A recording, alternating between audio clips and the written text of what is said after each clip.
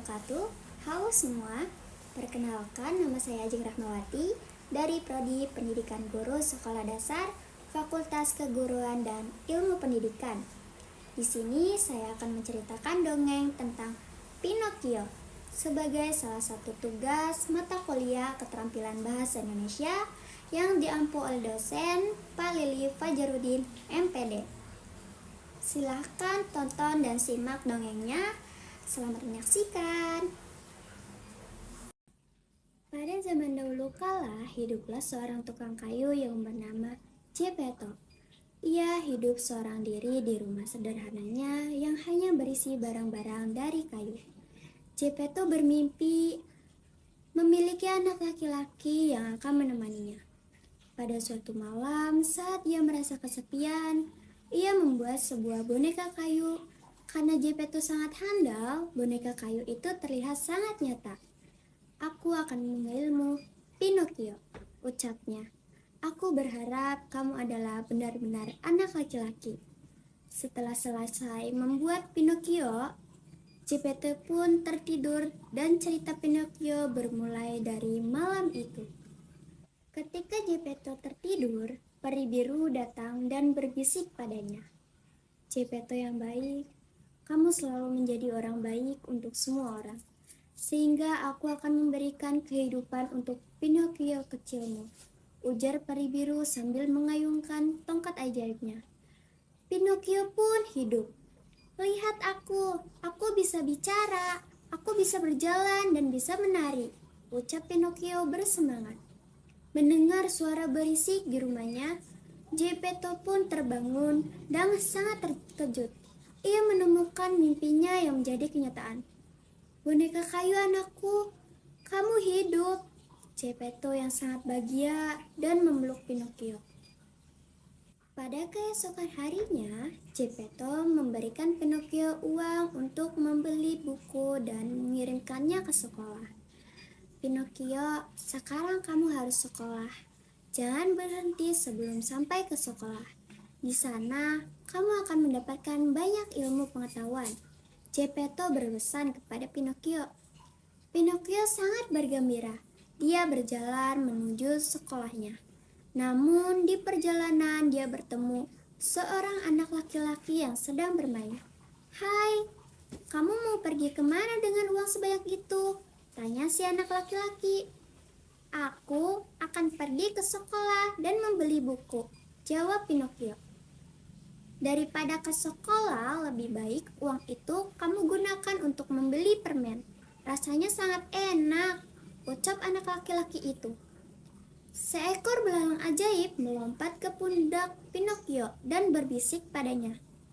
"Jangan lakukan itu, Pinocchio. Jangan dengarkan anak itu," ujar sang belalang ajaib. Tapi Pinocchio tidak mendengarkan belalang ajaib itu. Ia pun pergi masuk ke toko permen. "Apakah semua uang ini hanya untuk permen?" tanya pelayan toko pada Pinocchio. "Iya, ayahku ingin aku membelikan semua uang ini untuk permen," ucap Pinocchio. Namun tiba-tiba hidung Pinocchio bertambah panjang. Pada saat Pinocchio keluar dari toko, si anak laki-laki dengan cepat mencuri semua permen dari tangan Pinocchio dan melarikan diri. Pinocchio telah ditipu. Belalang ajaib kembali melompat ke pundak Pinocchio lagi dan bertanya, "Kenapa uang Pinocchio berkurang?" Pinocchio menjawab, "Uangnya jatuh dan hilang." Pada saat Pinocchio berbohong, hidungnya kembali bertambah panjang. Pinocchio pun kembali melanjutkan perjalanannya ke sekolah. Di perjalanan, ia bertemu dengan seekor serigala dan seekor kucing. Mereka kemudian memanggil Pinocchio. "Hai, kami akan mengajak kamu ke sebuah pertunjukan boneka. Kami punya satu tiket untukmu. Harganya hanya 5 koin," ujar serigala dan kucing. Pinocchio berpikir itu adalah tawaran yang sangat menarik, sehingga ia memutuskan untuk ikut. "Aku punya 5 koin. Ayahku menyuruhku pergi ke pertunjukan yang menarik." Dan hidung Pinocchio pun kembali bertambah panjang. Pinocchio pun pergi ke pertunjukan boneka tersebut. Namun, ternyata tiket yang dipilihnya adalah tiket palsu. Penjaga pertunjukan tidak memperbolehkannya masuk. Pinocchio pun duduk sambil menangis. Kemudian datanglah seorang laki-laki asing dengan rambut dan janggut yang panjang. Ia melihat Pinocchio yang sedang menangis. Ternyata ia adalah Stromboli, pemilik pertunjukan boneka tersebut. Ia sangat terpesona saat melihat Pinocchio yang merupakan boneka kayu hidup tanpa memakai tali pengatur. Stromboli kemudian mengajak Pinocchio bergabung dalam pertunjukan. Pinocchio kemudian naik ke panggung. Dia menari dan menyanyi. Para penonton menyukai Pinocchio. Mereka bertepuk tangan untuk Pinocchio. Pinocchio yang semakin bersemangat membuat ia tidak melihat arah gerakannya. Dan tanpa sadar, hidungnya yang panjang tersangkut tali boneka yang lain. Akhirnya pertunjukan berhenti karena menjadi kacau. Seluruh penonton menertawakan pertunjukan itu. Pinocchio yang sangat lelah, ia juga merindukan Geppetto. Pinocchio meminta izin pada Stromboli bahwa ia ingin pulang. Namun, ternyata Stromboli memasukkan Pinocchio ke dalam sangkar dan berkata, "Kamu milikku sekarang." Dan kata Stromboli, ketika Pinocchio duduk dan menangis dalam sangkar, belalang ajaib muncul kembali. "Lihat Pinocchio, jika kamu pergi ke sekolah seperti apa yang diminta oleh Geppetto, tentu kejadian ini tidak akan pernah terjadi." Belalang ajaib kemudian memberikan kesempatan kedua untuk Pinocchio agar mau berubah. Dengan cepat ia pergi ke rumah Geppetto dan memberitahukannya apa yang telah terjadi pada Pinocchio. Segera Geppetto pergi ke pertunjukan boneka dan menyelamatkan Pinocchio dari sangkal Stromboli. "Pencuri, pencuri!" teriak Stromboli sambil mengejar-ngejar Geppetto. "Boneka itu milikku!" teriaknya. Pinocchio berpikir dengan cepat dengan membuat jebakan sehingga Stromboli jatuh menimpa kotak boneka. Brek. Pinocchio dan Geppetto pun bisa pergi melarikan diri. "Oh, Pinocchio, lihatlah hidungmu. Itu yang akan terjadi jika kamu berbohong," kata Geppetto. Pinocchio sangat malu dan akhirnya memutuskan selalu berkata jujur.